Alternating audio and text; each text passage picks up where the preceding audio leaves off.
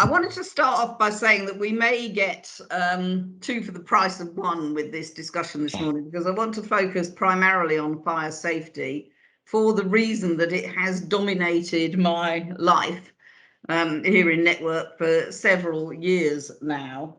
And because also I think reflecting on how we got to the position that we're in, there are various lessons coming from that which are applicable across the range of activity in a housing provider or indeed any other organisation. So if I was any good at technology, I would be starting with a photograph which would show King Theoden on the walls of Helm's Deep. And I would ask people to say, what was he saying at that moment? And what he was saying was, how did it come to this? How did it come to a position where we have in excess of 1 million people who, King Theoden, anybody who doesn't know Lord of the Rings should start to acquaint themselves very quickly, because there's a quote in it for every occasion. How did it come to a situation where we have in excess of 1 million people? We have thousands, literally thousands of buildings, and we have billions of pounds worth of costs to fix buildings that are defective, most of which have been recently built. And by recently, I mean in the last 15 to 20 years. So the fire safety crisis is a crisis of modern buildings. Most of our historic older blocks are not where our problems principally arise. And that's the first sort of element of this that I want to focus on. What happened? What changed in the last 20 years that got us to the situation that we're in? For Network Homes, fire safety has been a dominating preoccupation for the last 5 years. We have dozens of buildings over 18 metres that are in remediation. That means we've done investigations and we're beginning to start working on them. We have some hundreds of buildings between 11. Can everybody else hear? Yeah. Sorry, Jodine, I'm not sure why that is that you can't hear then. Maybe you've turned the audio off on your computer. We've got, sorry, I've just slightly lost my thread there. So we've got hundreds of buildings between 11 and 18 metres where we are doing investigations and where we will undoubtedly find work that's required. We've made numerous applications to the Building Safety Fund on behalf of leaseholders in those buildings, but the Building Safety Fund, even if we're successful in accessing it, only pays the leasehold costs. It doesn't pay for the cost of remediation to tenanted buildings. We have £90 million in our business plan for fire safety remediation over the next 5 years, and we've got work scheduled over 5 years currently. What that means is we have years and years of disruption to residents in those buildings, and uncertainty and inconvenience and really significant impact on their lives. So it's a national crisis, and it's also a massive issue for Network Homes. And one of the things that I think is worth saying, particularly from a network perspective, is that it didn't start with awareness of this, didn't start with the Grenfell disaster. Grenfell was a terrible human tragedy which exemplified something which was already going on. And as far as Network was concerned, we already had very significant fire safety issues with two substantial buildings in our stock. One being Grand Union Heights down in Alperton, and the other being the Capital Way development in Edgware. Both of those had discovered serious fire safety defects in their construction before the Grenfell disaster, and indeed we were working on them before the Grenfell disaster. And I'll come back to those two schemes a bit as I go through some of the things that I want to say, because the way that we've dealt with them has enabled a great deal of learning, but it's also been extremely painful, particularly for the residents. The whole situation didn't start with Grenfell in terms of political and government awareness either.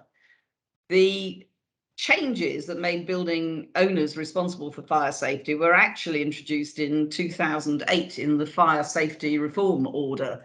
That's the regulatory requirement that we inspect all buildings, that we risk assess all buildings for fire safety. And I think I can say that many organisations, including the one that I worked for at the time, were quite slow to realise the extent of our responsibility and to gear up to implementing it. But there were other things that happened well before Grenfell that might have given an indication that there was a serious problem here. There was the Lacanal fire in Southwark, where 8 people lost their lives. And that was a really profound sort of comparator to Grenfell, because it was also a fire that largely resulted from or the consequences of which were largely the result of refurbishment.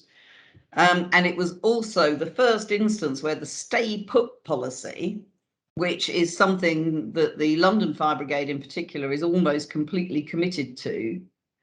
Yeah, Jodine still can't hear. I'm sorry, Jodine, I'm just going to have to carry on, I'm afraid.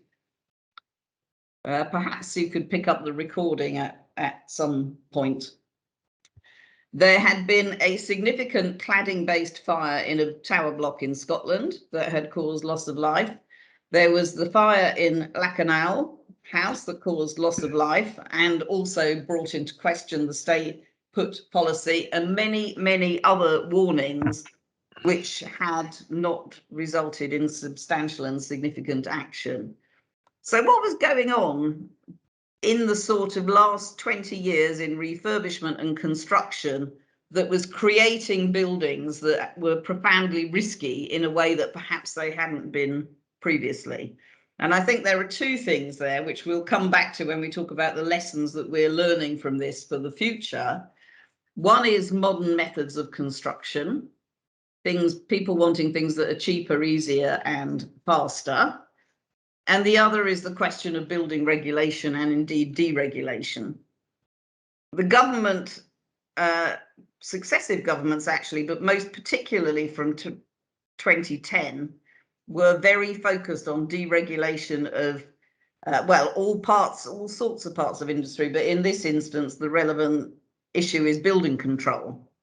So what has happened is that building control has been systematically weakened, and it's also been privatized at the same time that a lot of new materials and much more complex construction methods are being adopted, across the construction industry. And deregulation is absolutely at the core of what happened with fire safety in this country, because not only is it associated with the defects that crept into building methods that weren't detected and were signed off by a plethora of professionals, but it also has a big part in the explanation of the political reaction to the Grenfell disaster and to what's happened since, which has had such a profound effect on the sector as a whole and network homes in particular. So deregulation has meant that big construction companies commission a building control agency to sign off their building. And basically speaking, from our perspective as a landlord, once we get that sign off, it's building control signed off, it's compliant, we'll accept the building on trust. And that's one of the first sort of aspects of the whole fire safety situation that I think we need to explore as an organisation. And that is the impact of design and build contracting on building standards. What does it actually mean, and what does it mean for us? So much of our development program over the last several years, the basic, I mean, I'm simplifying for effect a little bit here, but the basic principle has been contractor will build us a building. We say we want 100 flats on this piece of land. Contractor A will build us 100 flats with the tenure mix that we want and the bedroom sizes that we want, but they will design the building and they will be responsible for handing us a compliant product. And in between commissioning them to do it and taking handover, typically as an organization, we have had relatively low levels of control. We have employed experts to carry out some sort of quality control processes on the buildings. And clearly nowadays we do that very much more determinedly than we did before all this arose. But design and build has meant that the contractor is responsible for ensuring that the building meets the standards that we need.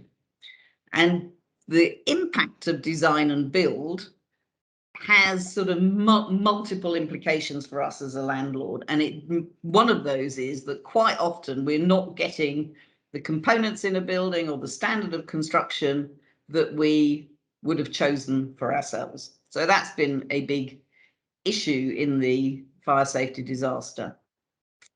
The other aspect of design and build that I think is really important to recognise, and it is a lesson for us, not just in relation to fire safety, but in lots of our activity, is that we became focused on financial risk, which is offset by a design and build contract, and that obscured, I think, some of the recognition of other risks. So we were very focused on financial risk, and that was offset by a design and build contract. You get a fixed price, you get a finished product, it's guaranteed, it's signed off as compliant. But what we don't offset the risk of is that it's not suitable for residents, or in the instance of a disaster like Grenfell, that the human risk, the actual risk to the people who live there, is not being properly controlled by the sign-off processes. So one of the lessons that I think that we have learned, and we have learned it in Network, is that when you're looking at risk, whether it's in construction or anything else, you have to look at a broad range of risks.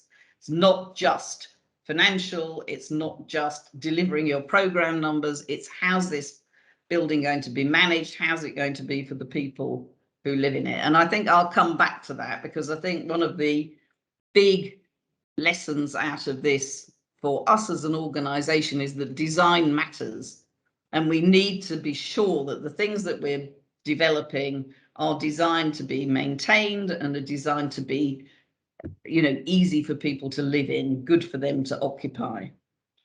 Another factor that may have contributed to some of the fire safety problems that we have in new buildings is what I would describe as delivery pressure. So we are an agency delivering for government. We're delivering new homes. Contracts are generally set up with an end date, and after that end date, we will typically start to apply penalties to constructors if they're not handing things over on time. And it does seem likely that there are some elements of more haste, less quality, that have gone into some of our problems. And I think this is particularly an issue in relation to some of the schemes that I mentioned earlier, Capital Way, for example, where there was terrific pressure on delivery. There was terrific pressure on handover. It was a big scheme for us. We needed the program numbers. It was a big scheme for the contractor. They needed to get it finished. Were corners cut? Well, they definitely were. We wouldn't be back there decanting people in order to fix the compartmentation if corners hadn't been cut in that construction. But from our perspective, we had employers' agents, we had NHBC, we had insurers, we had sign-off, compliance sign-off. And we felt at the time, that was enough assurance that the building was as good as it should be. Clearly, it turns out that that was wrong. So more haste, less speed is a significant issue. Or more haste, less quality is a significant issue for us that I think we need to consider going forward, both in new developments, but also in other aspects of the work that we're doing. Another thing that's been a very significant issue in the fire safety struggles that we're now dealing with and keeping buildings working as they were designed to work is the complexity of the buildings that we've built. When you're building tall buildings with sort of dense occupation, there will be multiple fire safety systems in place, there'll be multiple M&E systems in place, and the complexity of maintaining those buildings is something that is a lesson that I think that we're still learning, and ensuring that those buildings are designed to be maintained is also a lesson that we're still learning, so that the components are robust, so that they're fit for purpose. In a design and build context, it's the contractor who typically decides what kind of entry system we're going to have, or at least that was true historically. We're tightening up on that very significantly now. But that means sometimes that we've ended up with systems that can only be maintained with, you know, the manufacturer, sorry, I'm just being distracted by someone in my home, with the manufacturer who installed them, and then we're on their timetable, and that creates significant difficulties. So a lesson for us going forward is ease of maintenance and quality of design are absolutely critical for us in new developments. One of the other things that I think we have learned and that we have to be extremely cognizant of as we go forward from the experiences that we've had, not just looking at what happened at Grenfell, but also looking at our own schemes, is the risks inherent in value engineering. Value engineering means reducing the price of the contract, and quite often if a contract comes in and it's over our estimated price, we will need to get the price down. And that is not to say that that is always wrong. You know, that if you can't afford to build a building, it won't get built. So there will be efforts to make these developments come in on price. But clearly, we have to be very careful how we apply value engineering to ensure that we are not solving a short-term problem. It doesn't meet our appraisals, our parameters for investment, with a long-term problem. It's poor quality or it's impossible to maintain. So those are some of the sort of critical features that I think have gone into creating this situation where we have hundreds of thousands of people and thousands of buildings that are deemed to be defective and that are not really suitable for people. Well, no, it's not true to say they're not suitable for people to live in, but they are creating significant distress for the people who live in them, either because they're anxious about whether their building is safe or because they can't sell it. I'm going to pause there for a moment to see if anybody's got any observations or comments on any of this before we go on to some of the Helen, yeah. I'm not a network homes leaseholder, but I am affected by another large housing provider with an external wall thing. So I think it's good that you're doing this and you've invited people just to explain, and you've done it in a great way. So I just wanted to say that, because some of the things you're saying I never knew about. So that's the first thing. It has been a personal cost to me because I really wanted to move in with my partner, and I tried, and it's, you know, like, it's not just that I have a waking watch, so I do understand what the tenants and leaseholders are going through.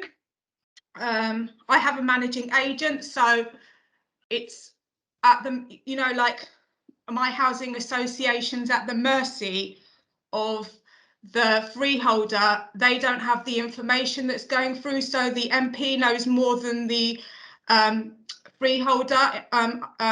And I think Network probably has given more information that's gone through. I'm just giving from personal experience, and I'm not saying which housing association it is. And there are multiple housing associations, so they've got like 3 different fire alarms in the building as well. And also that we know that our grant is being considered, but we don't know what stage it's at. And the other day, I rang up about something else, and I was like, oh, where are we at? And they're like, the freeholder's pushing back, and my heart just sank. You know, so I do understand, and my neighbours want having babies, and some want to staircase because it's a nice, you know, the flats will not have a nice finish to it. So from a point of view, thanks for explaining a lot to me that I didn't know.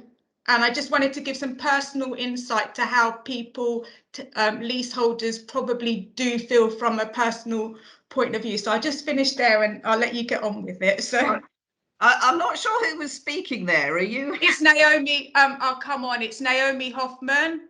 Oh, my. Business support. I've had my, I've had my flat for 13 years. Again, I took it on good faith, and I believe that the housing association I live with took it on good faith. So I think they're doing all they can, and I don't think they're getting the information. Highlighted a really important issue about buildings in multiple ownership, where all the difficulties that I'm describing in relation to buildings that we own are multiplied. And we have that situation to a point in Capital Way where there is a freehold. We are not the freeholder, and we are dependent on the freeholder for the remediation works. Now, the positive side of that is that this particular freeholder has picked up all of the cost. Yes. But the downside of that is that we have even less control than we would do in some other circumstances. Could I go to, is it Princess has got your hand up? Yeah. Hi. Hello. Okay, where to start without this seeming like I'm making offence? Because honestly, there's none intended. But if I'm honest, I really don't believe that network homes have actually learned any lessons in regards to Grenfell. Now, I actually was indirectly affected by Grenfell because I had family that was there, as well as close friends, and you know, I'm from the area, so there was a lot of them. I even had people in my flat while the place was still on fire in my home, including my brother. So I'm very aware of what went on because I did attend some of the meetings, some of those within the council as well as the resident ones. And that's part of also why I got involved in regards to network with the resident ambassador role, because there's a lot of things within our block. Yes, I understand it's not completely owned by network because there's the issue with the management in regards to Firstport, but there has been issues that I was mentioning because of the back of Grenfell, and that actually came to pass. And it was also a personal experience as well. So for a start, the fact that network have not actually acknowledged the fact that there are vulnerable residents within the block, and they would actually have to have certain procedures and things put up. Now, network are very, you know, visual in showing their inclusion and diversity, but that doesn't actually regard us here. Now, I actually have a medical condition and I was affected and I couldn't get down or upstairs. And it just so happened that when there was an incident in regards to an evacuation process that we had earlier on in the year, a week before, exactly a week before to the day that that happened, I was asked by Colin Conboy that if I had to come down a fire exit, would there be an issue? Now, relatively speaking, there shouldn't be, because I'm on the second floor and within our section, the fire exit is on my floor. But we didn't actually use that fire exit in the emergency evacuation that was conducted by the fire and police service. I had to come down the main one for the building that was way above me, how many floors up. Now, if it was actually an incident that actually was serious to the extent that was gone on, there would have been a lot of incidents that had happened, because I held up a lot of people. I had a foot brace as well as a knee brace, and I have mobility issues. Now, I could have been affected by that, not to mention the rest of everybody else that was held up on the higher floors. So there's things like that. And when everyone had evacuated, we actually had a member of our residents who was in bed, immobilized in her bed, who has never walked and has a mobility scooter. There's never been anything put in place for that. And I was told by Laura Jones to stand behind a fire door if, hypothetically speaking, there was a fire. Now, if I can't walk, how the heck am I supposed to stand? And there's a lot of other residents that have mobility issues with crutches and things like that. Now, I've actually just come out of hospital this morning because of my issue as well. Okay, it's not related, but if there was an incident that had gone out, I couldn't walk. I've still got my hospital band on. I'm sitting here with my issue. I know that's not, you know, to the effect, but just imagine if something like that had occurred now, I would now also be in another predicament. The fire risk assessment has not acknowledged, still doesn't acknowledge, and it says that there's no one in here with any of that. Now, after the Grenfell, it was even said that, you know, the lack of risk assessment of not knowing about vulnerable residents within a property. I think it's probably worth pausing here to have a bit of a discussion about this then in, you know, in practical terms, because it is true that the Grenfell inquiry has focused on the issue of personal evacuation plans for residents. And it is something that is actually disputed through the Grenfell inquiry. I'm sure you will see that it was part of the guidance at the time. However, we are concerned to put in personal evacuation plans where people have a disability. But I think we ought to discuss what that means in practice. So, you know, do we allow or do we invite people to self-identify as having a disability? And if we have a personal evacuation plan, what does it mean, in fact? Because unless the building has a permanent staff, which most of our buildings don't, what it probably means is that we will be able to notify the fire brigade in the event of a fire that this person requires assistance, you know, as a priority. This person is going to be unable to evacuate. I understand, and Laura's put in the chat actually, that Sheldon Square operates a stay put policy. Now, that was the basis on which people were invited to stay in the Grenfell Tower, was that they would have sufficient protection in their homes to enable the fire brigade to get to them to help them out, you know, should the fire spread. Clearly, in the Grenfell incident, in a tragedy, the stay put policy was held onto way beyond when it should have been abandoned. And that's, I think, being universally accepted now.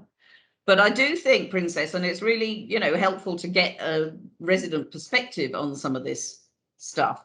But I do think, and it was one of the things I was going to say, or will be saying later, that we have to be realistic about what we can do and what we can't do. And we can invite people to identify themselves as having a disability or requiring special assistance in the event of a fire. But how far that can go and how contemporary it can be and how much it can be relied on is something that I think we'll have to, you know, we'll have to have a debate about. I mean, I don't know whether your difficulty was temporary or permanent.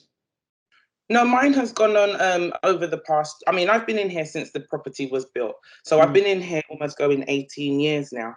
But my issue has just come on over the years. So that's what's led me to have to rethink how I, you know, maneuver and how I go about with things. But there's also, in regards to my neighbour who was incapacitated in her bed, she's never walked a day in her life of moving in here since I've seen her. She came in a mobility scooter. So obviously, if Network put her in there, they would know that she's got mobility issues.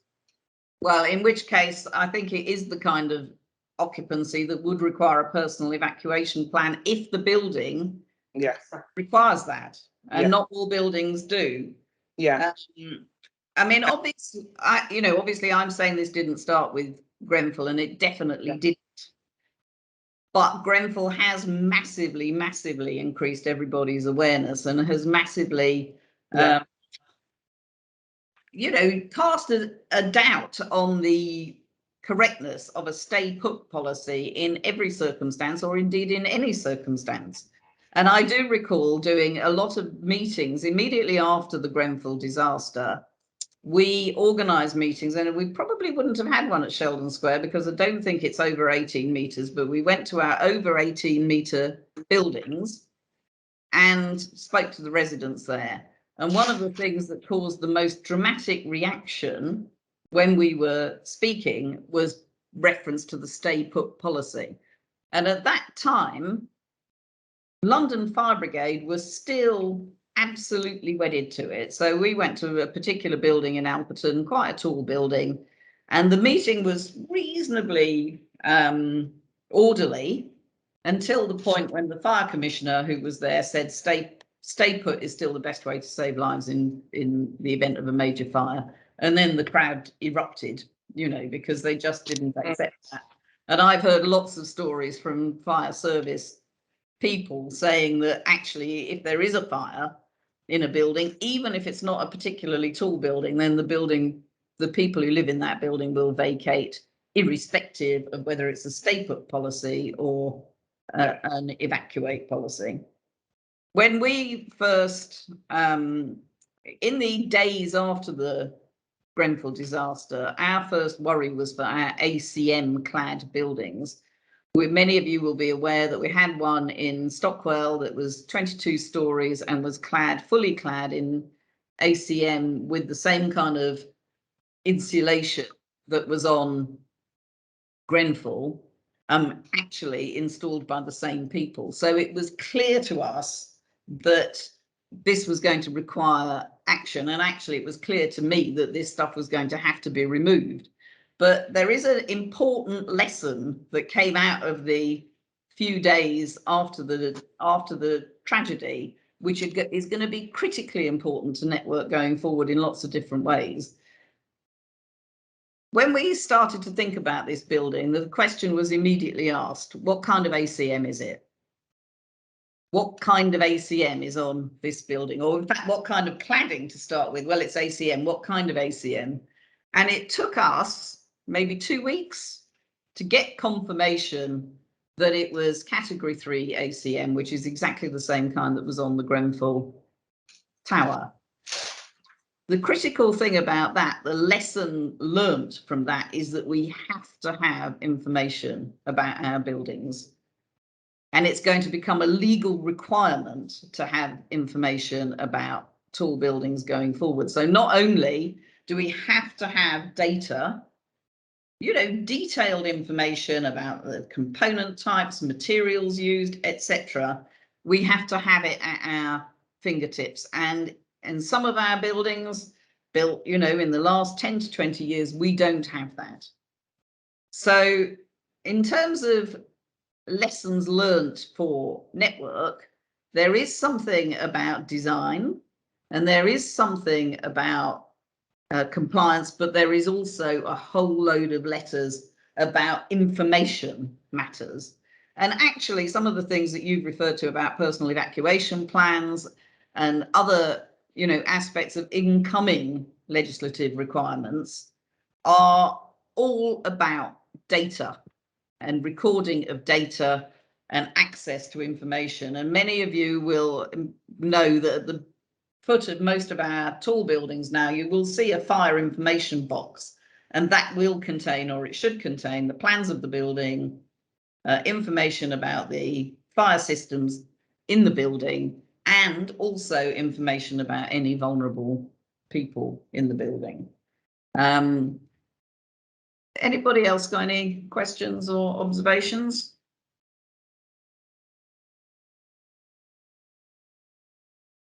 No?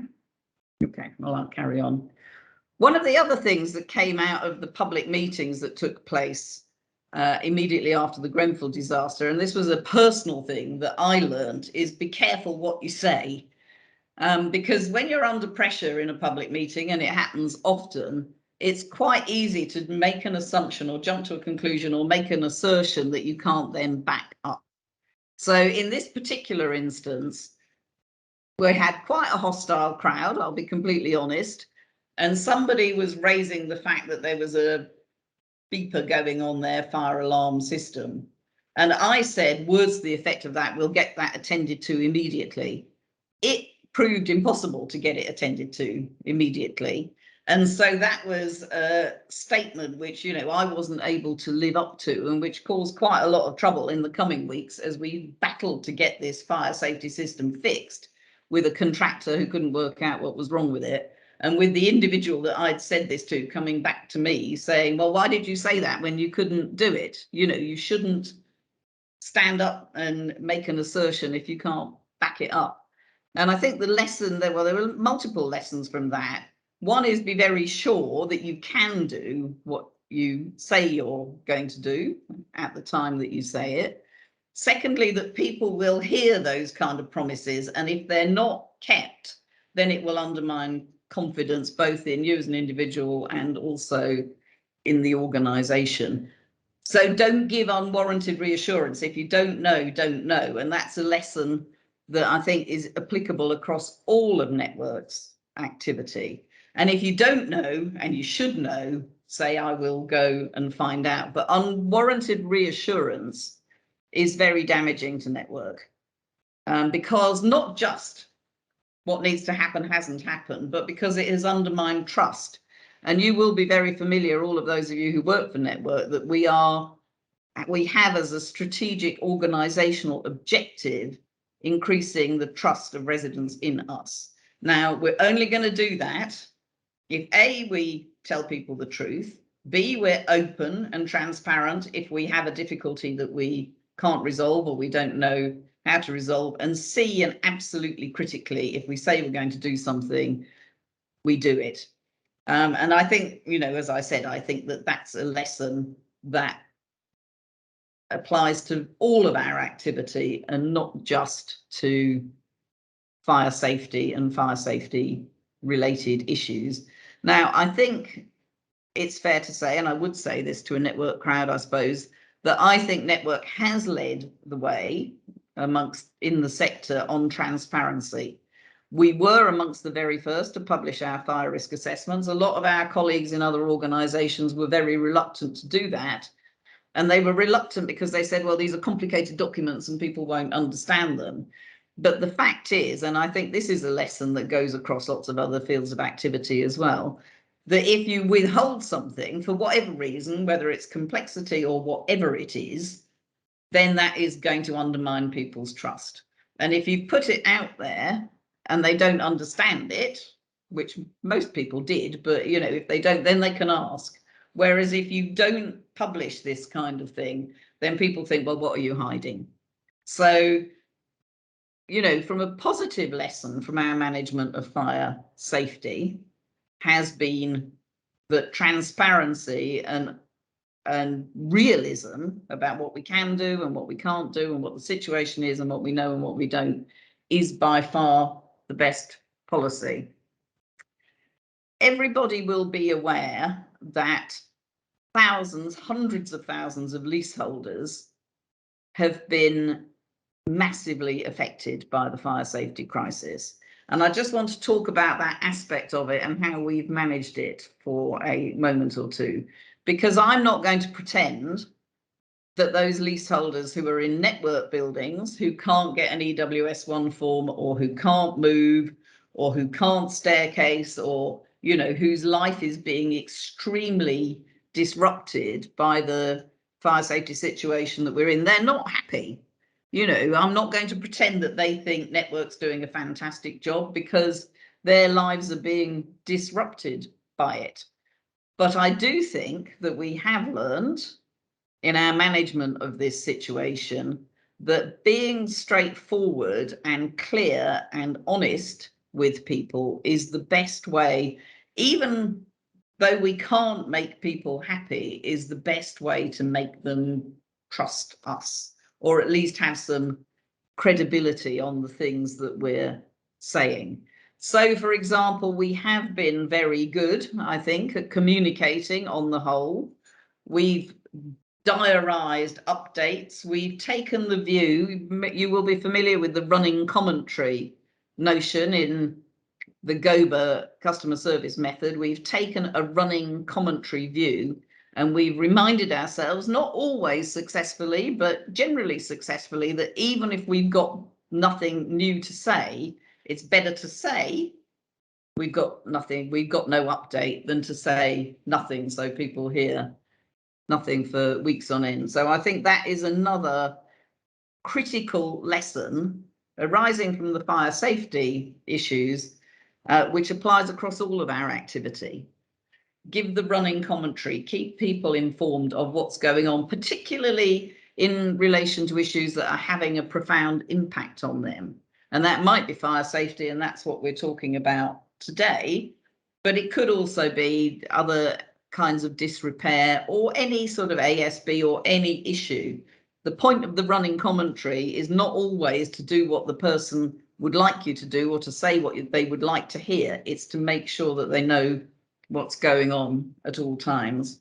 So be open, be transparent, but be realistic.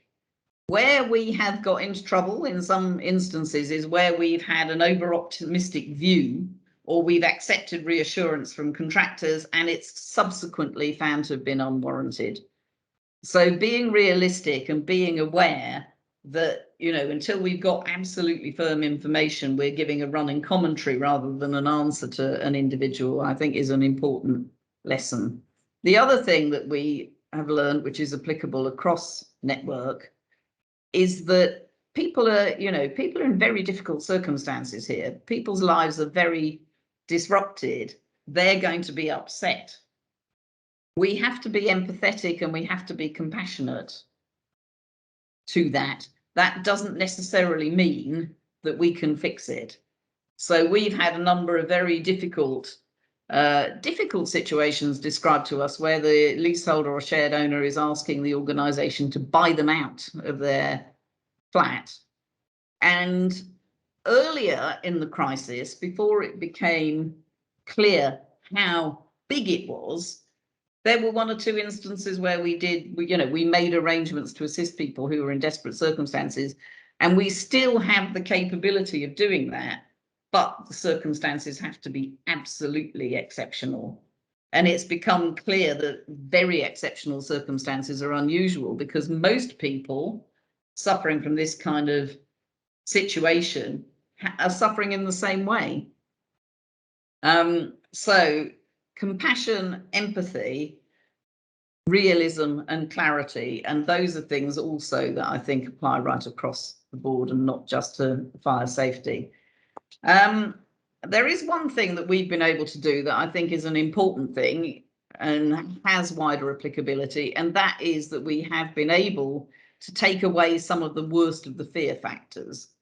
First of all, by explaining what any building situation is, but secondly, where we've started to talk about costs, Network has always been clear that if there are costs arising which leaseholders might be liable for in relation to fire safety, we will only pursue that through service charges as an absolute last resort. And I think we can categorically demonstrate that that is our position. However, we have said there may be circumstances in which we are seeking to recover costs from leaseholders and shared owners. If we do so, we will be in a position to make available interest-free loans. Now, that sets us aside from quite a lot of other housing associations, and the reason that we're able to do it is that we applied for and obtained a FCA consumer credit license for this purpose. I think that that was something that was a really positive thing that Network has done in relation to this crisis, because what it does is take away the fear of bankruptcy. All of these, or loss of home, all of these cases that featuring very heavily in the media where there are extremely large bills, people's fear is that they're going to lose their home, they're going to lose everything, they're going to lose the money that they put into it.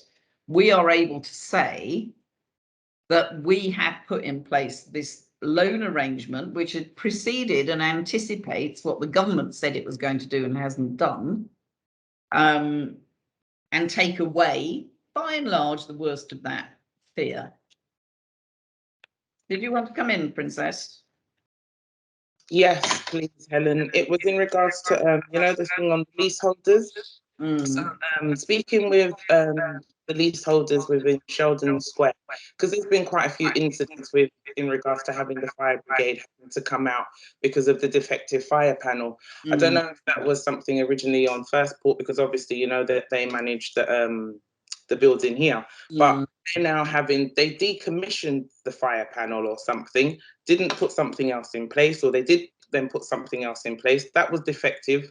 And over the space of a month, the fire brigade within a week especially had come out like 6 times. They had. And now the fire panel, they're saying that they're needing to change that or have a new panel installed, and that's going to now also be at the cost to leaseholders, additional.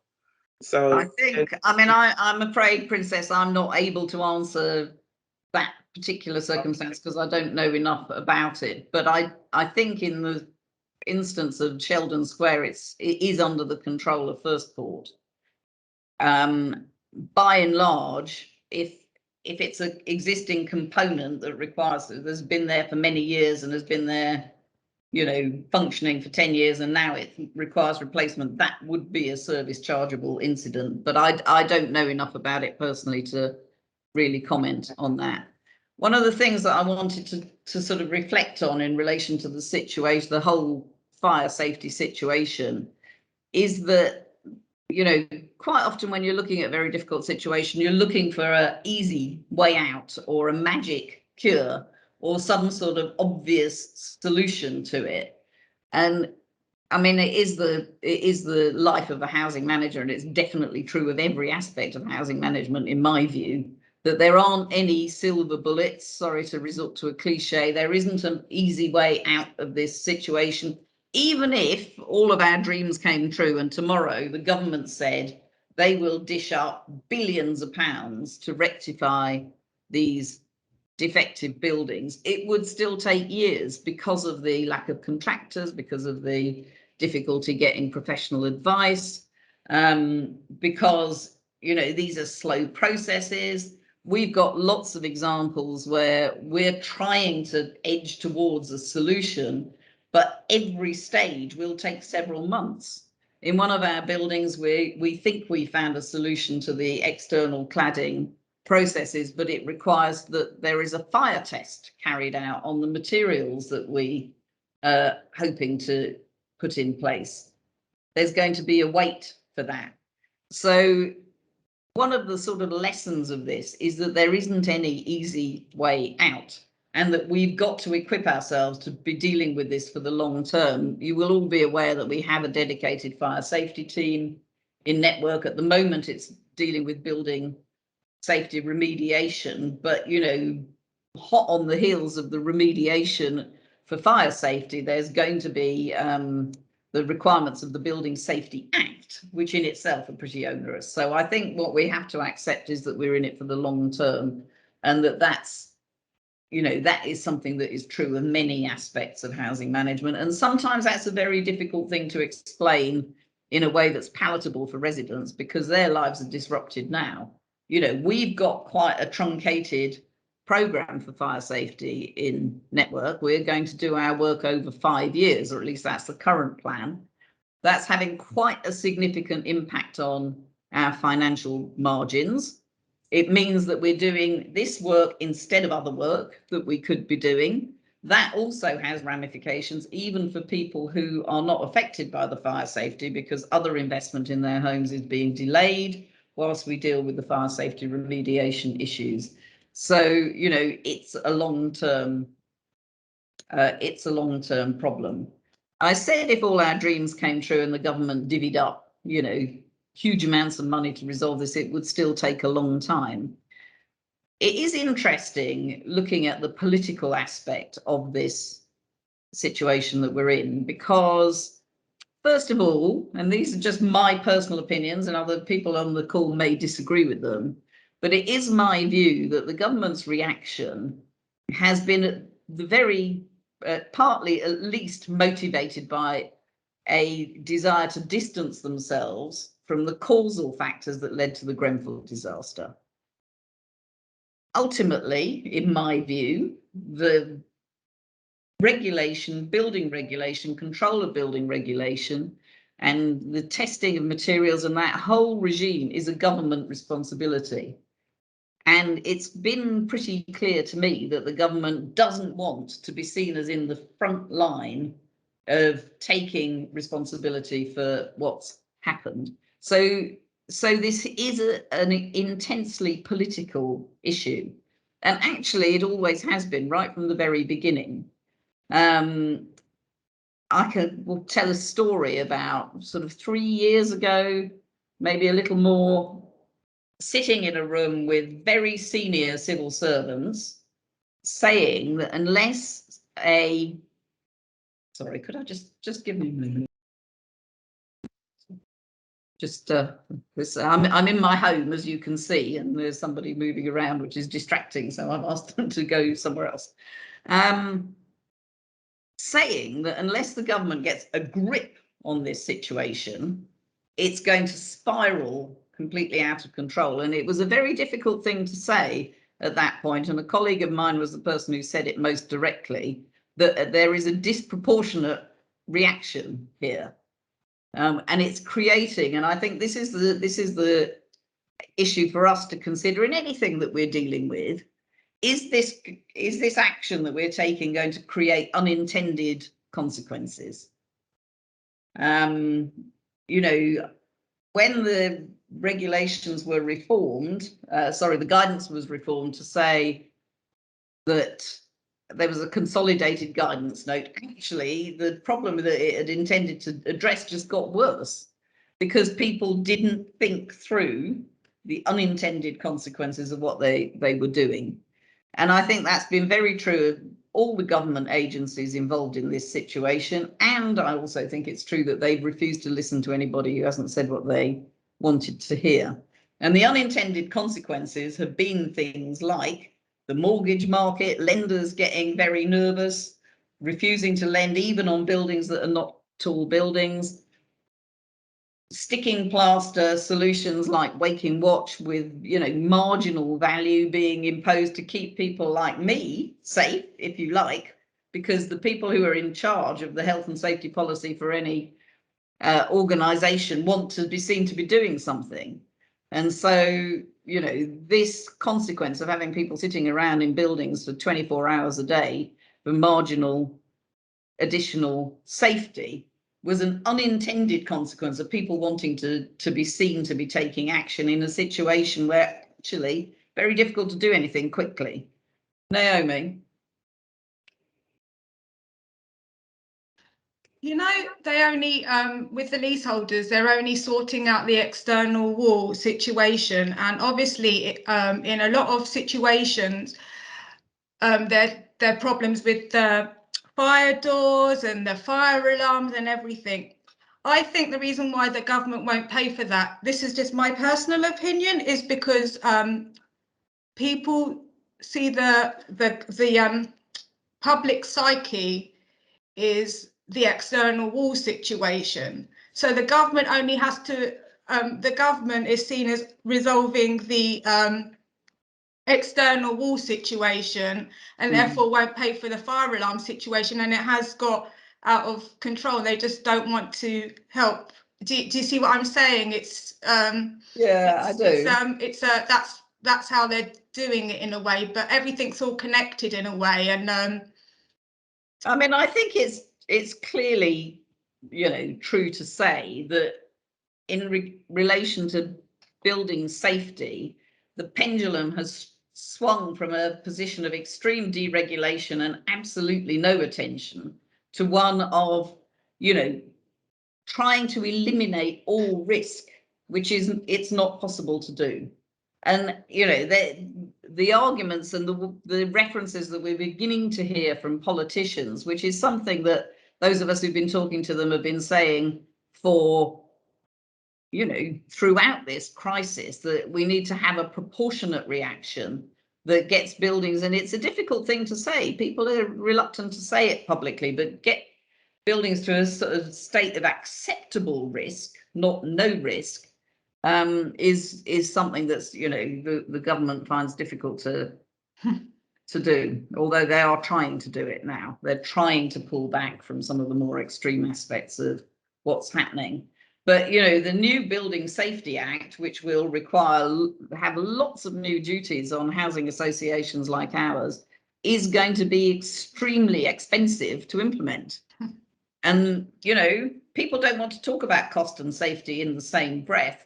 but a lot of those charges will be passed on to occupiers. Yeah. And even those that don't get passed on are being, that money is money you can't spend on something else.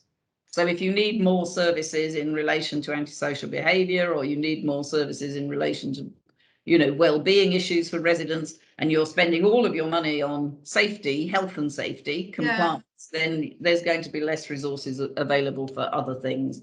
Yeah. And that is an inevitable consequence of where we are.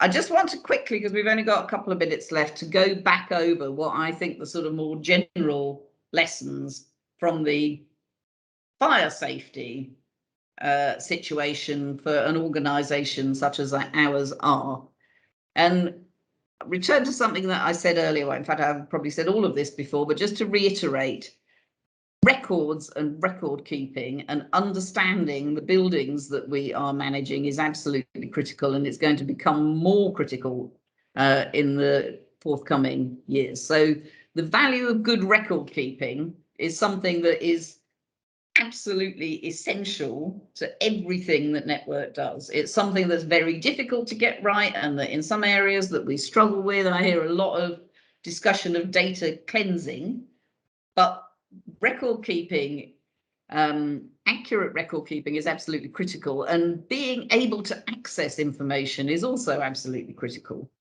You know, it's no good having perfect records if when you need them, you can't find them. And if you look at some of the criticism of the managing organisation in Grenfell, it was about that. They did have, or they should have had, information about who was living in the building, but they couldn't access it. Transparency and openness, I think I've, you know, emphasised significantly that's an important element of building trust with residents, even if we're not saying what people want to hear. Realism in everything. Don't be like me and say, I'll get that fixed tomorrow if you can't, because that will also undermine trust. Quantity is less important than quality, and the construction standards and the way that we build new homes in future will have to take that into account. Even if there have to be less, they have to be of a standard where we don't, within the first 20 years of their life, have to go back and do massive and significant works to them.